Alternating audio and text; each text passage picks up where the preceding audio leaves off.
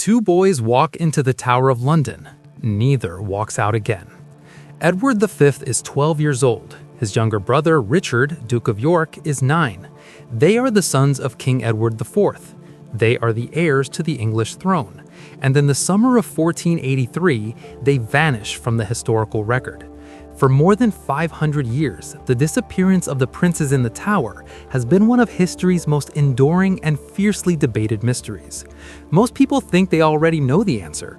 Richard III did it. He was the villain. Shakespeare said so. Case closed. But what if almost nothing about this story is as simple as it seems? What if the evidence is murkier, the suspects more numerous, and the truth far stranger than the version that ended up in textbooks? To understand what really might have happened, we have to start with the world these boys were born into, because it was a brutal one. Their father, Edward IV, had fought his way to the throne during the Wars of the Roses, a decades-long civil war that turned England into a bloody political chessboard. Edward eventually won, but in April 1483, he died unexpectedly at just 40 years old. His heir was only 12, and his death left a massive power vacuum that the English court immediately began scrambling to fill.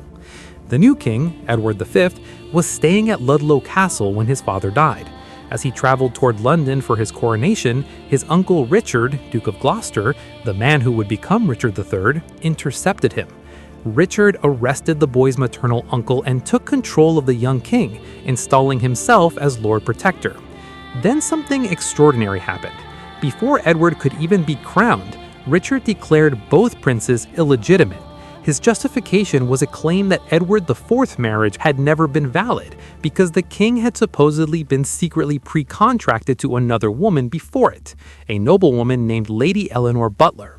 If that claim were true, it meant Edward IV's marriage was voided and his children were legally bastards, which made them ineligible for the throne. Parliament accepted the argument. Richard was crowned King Richard III in July 1483. The two boys were moved into the inner apartment of the Tower of London, which at the time functioned as a royal residence as well as a fortress. At first, they were occasionally seen playing in the grounds. Then they were seen less and less, and eventually they stopped being seen at all. This is what makes the mystery so maddening. There is almost no direct contemporary evidence explaining what happened next. There is no confession, no definitively identified bodies, and not even a reliable eyewitness account of their deaths. What we mostly have is absence. An Italian visitor to England named Dominic Mancini wrote that the boys were being seen less frequently and that people in London feared for their lives.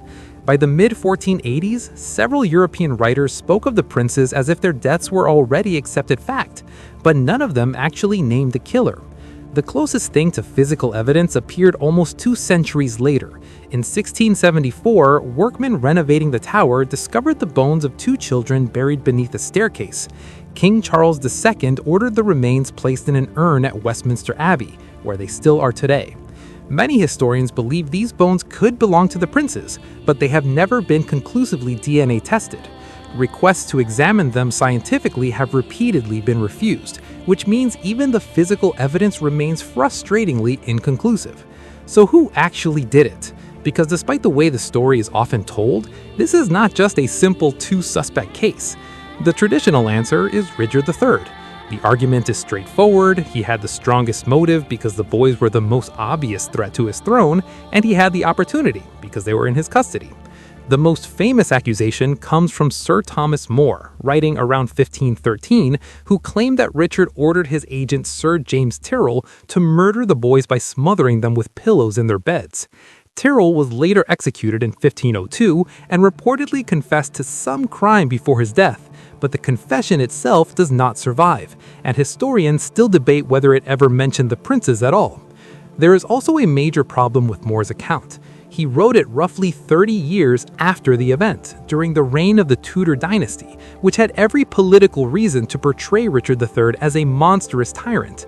The image most people picture, the scheming, deformed villain from Shakespeare's play Richard III, was written a full century after the princes disappeared. It was Tudor-era storytelling, not contemporary history. When Richard's skeleton was discovered beneath a car park in Leicester in 2012, it did confirm he had scoliosis, but it was relatively mild. nothing like the grotesque deformity described in the play. Another possible suspect is Henry Stafford, the Duke of Buckingham. He was Richard's close ally during the seizure of power and had access to the Tower. But only a few months after Richard became king, Buckingham suddenly rebelled against him and was executed for treason. Some historians, including Thomas More in another passage, suggested Buckingham may have acted independently. The timing of his rebellion, coming so soon after the princes disappeared, has always been difficult to explain. It raises the possibility that something happened behind the scenes that we simply cannot see in the surviving records. Then there is the most uncomfortable possibility of all, Henry Tudor, the future Henry VIII, the man who ultimately won the crown.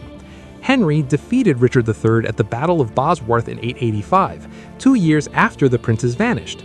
As long as the boys were alive, they remained potential claimants to the throne and powerful symbols for anyone who wanted to challenge his rule. What makes this theory intriguing is Henry's silence. He never publicly announced the princes' deaths, he never produced their bodies, and he never held a state funeral for them.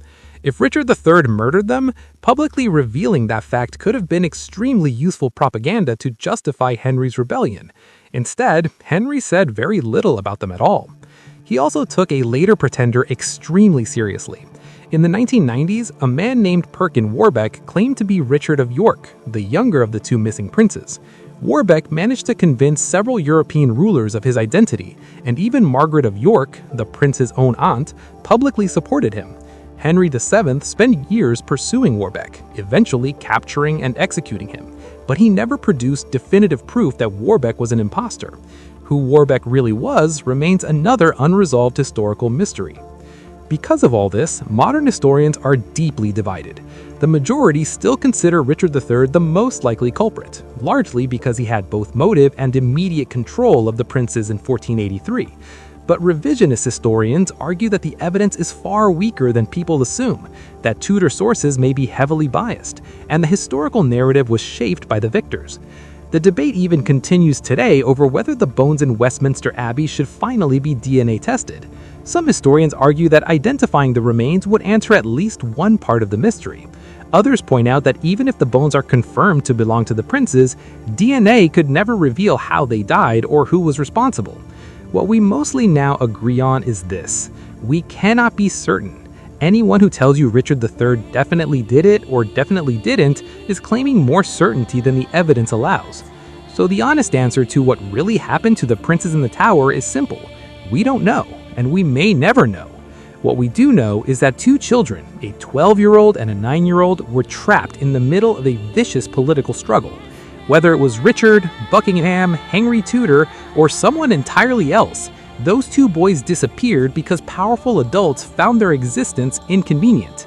The uncertainty isn't a failure of history. It's a reminder that history is written by the winners, that evidence fades with time, and that sometimes the most important events leave the faintest traces. The Tower of London still stands. The ravens are still there. And somewhere, possibly inside that marble urn at Westminster Abbey, two children are still waiting for the truth about what happened to them.